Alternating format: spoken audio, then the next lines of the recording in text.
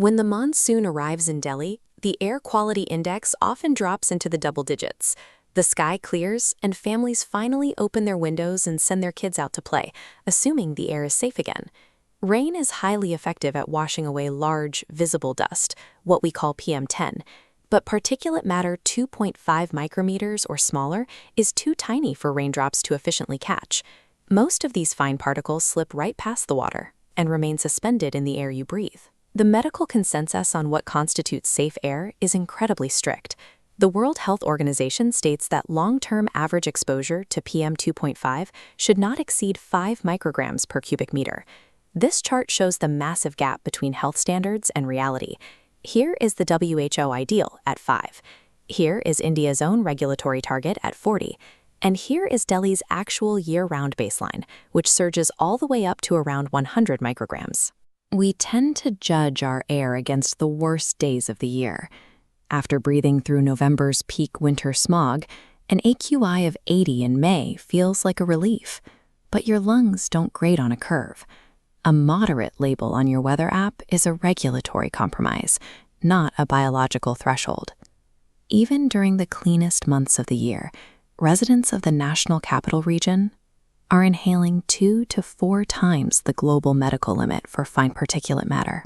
PM2.5 is smaller in a single red blood cell. At that scale, it bypasses your body's defensive mucus and nose hairs, depositing deep inside the alveoli, the tiny air sacs inside your lungs.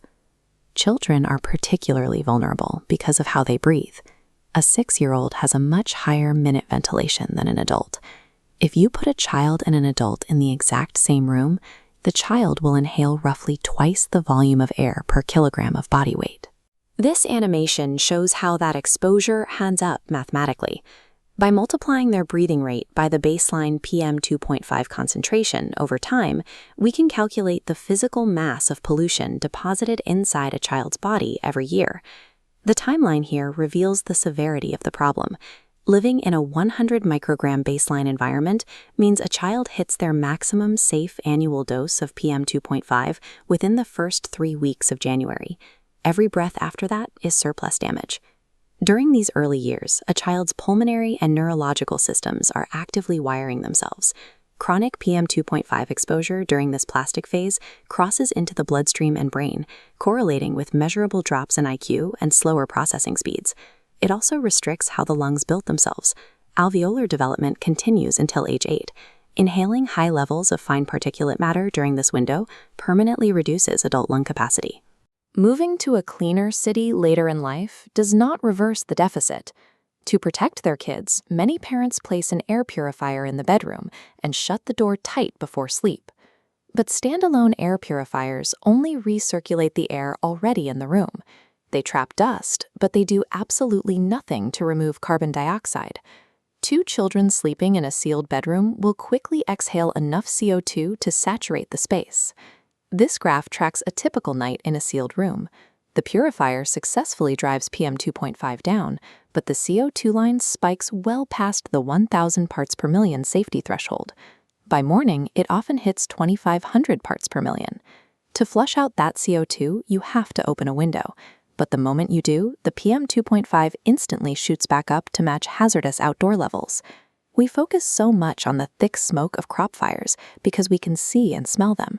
The danger inside a sealed bedroom is entirely invisible. Relying solely on standard purifiers forces families to choose between lung-damaging particulate matter with the window open or brain-impairing carbon dioxide with the door closed.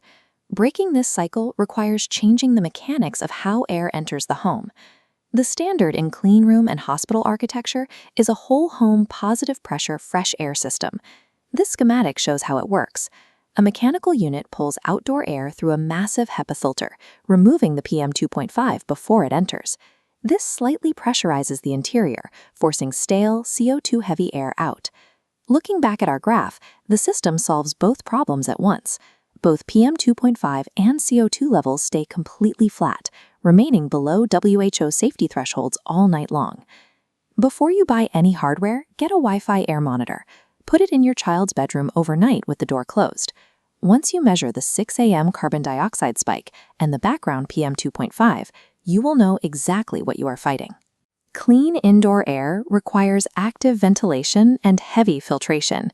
You have to measure the environment, check the data, and treat your home's air supply as critical infrastructure.